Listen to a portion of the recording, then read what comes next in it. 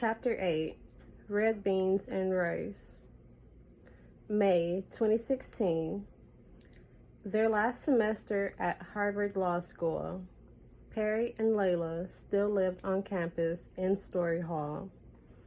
They'd often played with the idea of moving off campus, maybe to Somerville or a great sublet in Cambridge, but Story Hall was easy, a perfect location, close to classes, plus they had each other.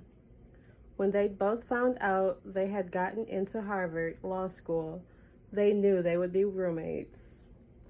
Layla's biggest complaint when they were looking for housing: not enough black people in the dorm.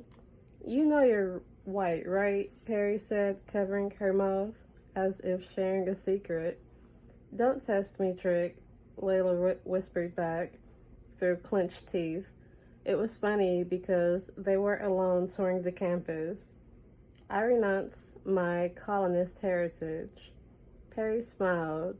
"Look, you're my girl, and you're cool with me, but I don't want somebody to blow up your shit. That wouldn't be cool."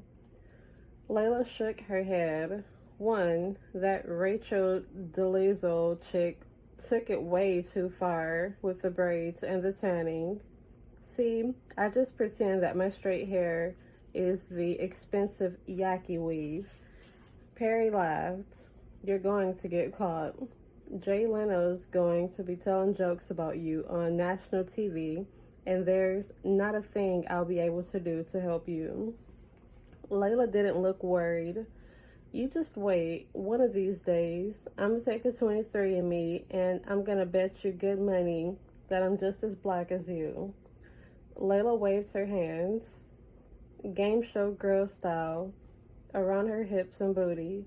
"There's got to be some Africa for me to be this blessed in my hips and thighs." "Whatever," Perry said. Layla took down a clipboard. Every week, they signed up to use the communal kitchen and hosted a get-together.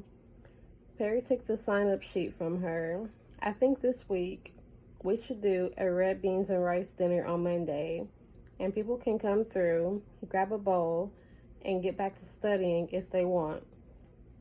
Layla smiled. "You're going to bring Emma's red rice and beans up to these Harvard types? They're not worthy, but I am. Don't leave out the pork, 'cause I ain't no 5%er. That Monday, Perry made Emma's recipe, and more than a dozen of their classmates came by.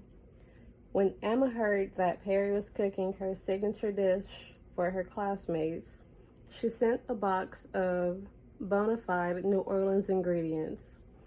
"You've got to use the right beans, the right rice, the right hot sauce, the right seasoning, or it'll all be wrong. And I don't want my name attached to some fake wannabe red beans and rice." The following Monday, there were even more students, and by the third Monday of the month, it was a tradition. Red beans and rice with Perry and Layla. Perry was cooking in the kitchen, 2 Le Creuset stock pots simmering on the stove. The blue one had the vegetarian version of the dish, into which she now crumbled bits of veggie burger. The white pot had the original, made with pork per Layla's instructions. She was far away from the room entrance, but she could feel that the space was changing. The energy was palpable.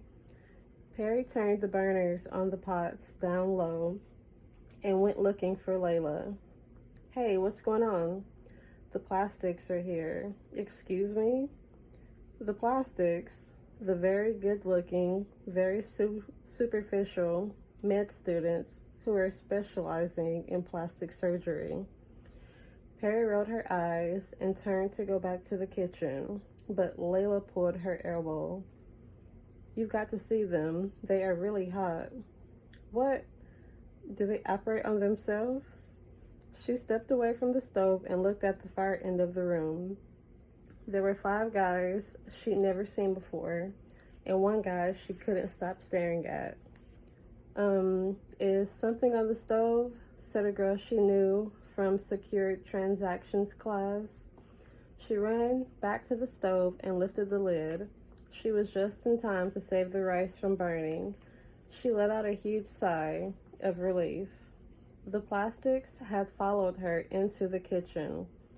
One of them, a freakishly tall basketball player type, introduced himself. Hey, I'm Jeremy. Perry was unimpressed. I'm Perry. Thanks for having us, Jeremy said. The British accent helped a little, but he wasn't her type. Who invited you? Layla said flirtatiously. This is a very select crowd. Jeremy looked around and smiled. There must be 30 mugs milling up. Not that select in it. The one Perry had been eyeing stepped closer. It smells really good. I haven't had a home-cooked meal in a long time. I'm Damon. She took a step back. She couldn't stand so close to him because honestly, he was so good-looking, she didn't know what she might do. Everything about him was as if he had been made for her, crafted by the heavens to be everything she'd ever dreamed about. She didn't know what she was going to do. Touch his shoulder, kiss his neck, invite him back to her place. She felt an emotion she rarely allowed herself to feel. She felt reckless. When the red beans and rice were ready, she prepared a bowl and handed it to him. Then she made one for herself. He followed her to one of the sofas. This is a very nice setup you got here, he said, looking around appreciatively. Not too bad for a dorm. It feels pretty homey at this point, he said. Her mind was racing. She couldn't date a plastic surgeon, a guy so freakishly sculpted that he probably had a friend do surgery on him. But she also felt that whatever happened was inevitable. So, where are you from? She asked. She was down for whatever, but the least she could do was make an attempt at small talk. Queens, he said. Like Run DMC said, from Queens come kings, she said, referring to an old lyric her father used to sing along to. My dad's from Queens too. So did you grow up there too? I feel like I would have met you before then. She laughed. Really? There are 2.278 million people living in Queens. He smiled. 1, that number is kind of mad specific. 2, I just feel like if we were in the same place, we would have met. I would have found you, like I did here tonight. She thought he was going to kiss her then. She wanted him to kiss her, but instead, his friend, the human scarecrow, loudly dragged a metal chair across the stone and parked it next to him. Hey bro, Jeremy said, don't you start pushing on the girl I came here to meet. Perry was flattered and confused. Yeah girl, I've seen you in the gym, 4 p.m. Pilates, Tuesdays and Thursdays.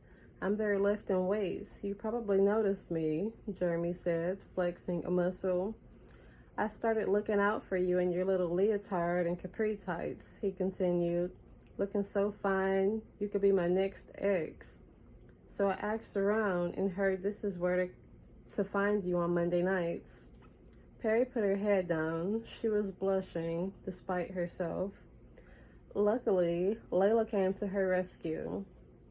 The way Layla pulled up a chair, all loud and abrupt, made Perry think maybe she and Jeremy might hit it off. What's up, playa? Layla said, winking at Jeremy. Jeremy looked like he couldn't decide whether to keep pressing on Perry or to take a chance with Layla. Layla said, you know, I haven't gotten into anything in a while.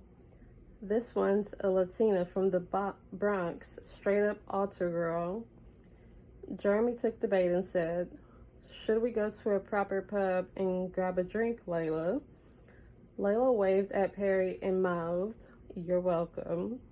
Damon said, "Altar girl." Perry flushed, "Something like that." "I like a good girl," he said, leaning in to kiss her on the cheek. "How about you and me do the opposite of our friends? Why don't we take our time?" That night, he stayed and helped her clean up the kitchen. That was always the worst part of red beans and rice Mondays. People seemed to clear out en masse without cleaning up. While she rinsed dishes and stacked the dishwasher, Damon synced his phone to the Bluetooth speakers in the room and started playing some French hip-hop. "What's this?" Perry asked. "Alliance Ethnic," Damon said.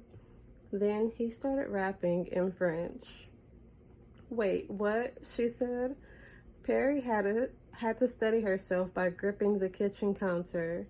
The urge to take off her panties and take him on the creepy kitchen couch was almost overwhelming. Blacklight grossness be damned. "How do you learn to speak French like that?" she said. Damon said, "My grandmother was from Haiti, and she was always so disappointed that I couldn't really speak French, so I started listening to French hip-hop, watching the videos on YouTube. Voila, I learned faster, and I got a little bit of that Parisian banlieue flow in my accent, too." Perry let out a sigh. "It's sexy." He was walking around the room, picking up cans and bottles, putting them in recycling.